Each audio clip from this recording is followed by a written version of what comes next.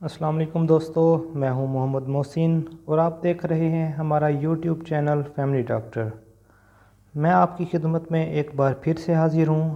آج میں آپ کو بتاؤں گا گائنوسپورین ویجائنل کریم کے بارے میں۔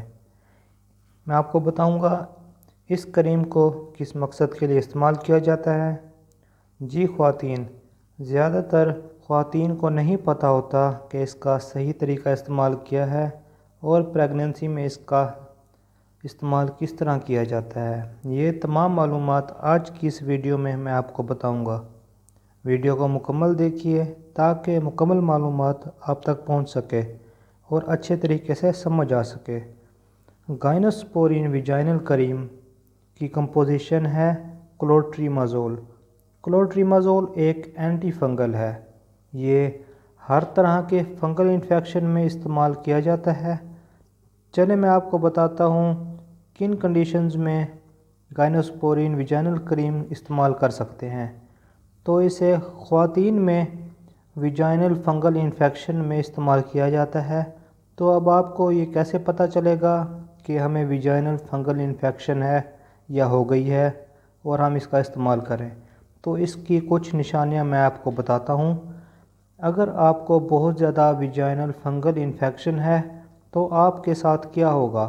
آپ کی ویجائنا میں بہت زیادہ ایچنگ ہوتی ہے، ویجائنا میں بہت زیادہ برننگ یعنی کہ جلن ہوگی، بہت زیادہ خارش ہوتی ہے، سویلنگ یعنی کہ سوجن ہو جاتی ہے، ویجائنا ریڈنس بہت زیادہ ہو جاتی ہے اور وائٹ ڈسچارج بھی ہوتا ہے، اور ڈیورنگ انٹرکورس درد بہت زیادہ ہوتا ہے۔ تو یہ نشانیاں تھیں انفیکشن کی۔ اور ویجائنا انفیکشن مختلف اقسام کا ہو سکتا ہے، جس طرح کہ کینڈیڈیاسس ہو سکتا ہے۔ یہ ویجائنل کی ایک قسم ہے۔ یہ آپ کے جسم کے دوسرے حصوں پر بھی ہو سکتا ہے۔ دوسرے نمبر پر ہے خارش کی قسم ہے، ویجائنل انفیکشن کی قسم میں آپ کو بتا دوں جوک ایچ۔ یہ بھی ویجائنل فنگل انفیکشن کی ایک قسم ہے۔ اس میں بھی جلد سرخ ہو جاتی ہے اور خارش ہوتی ہے، ریشز بھی ہو جاتے ہیں۔ تیسرے نمبر پر ویجائنل انفیکشن کی قسم ہے ویجائنل تھرش۔ یہ بھی آپ کو انفیکشن ہو سکتی ہے۔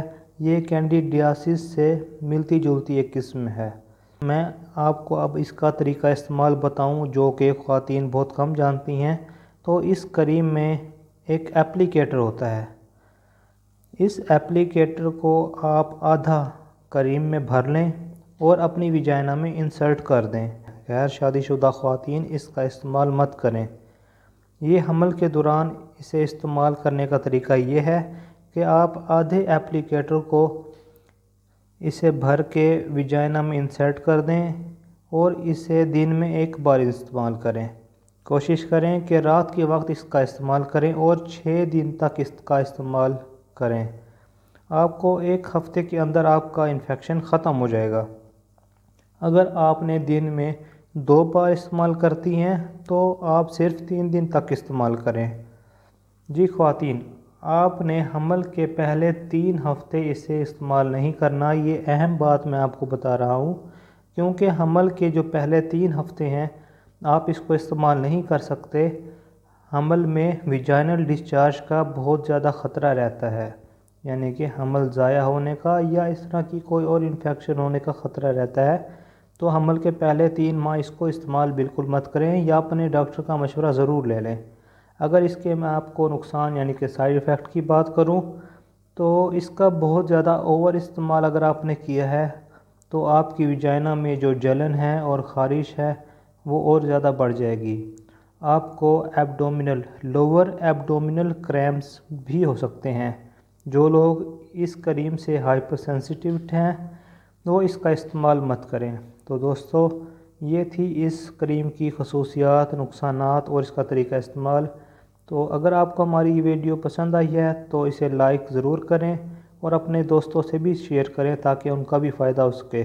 اور اس کے علاوہ مجھے اجازت دیں، ملتے ہیں اگلی ویڈیو کے ساتھ۔ تب تک کے لیے خدا حافظ، اپنا خیال رکھیے گا۔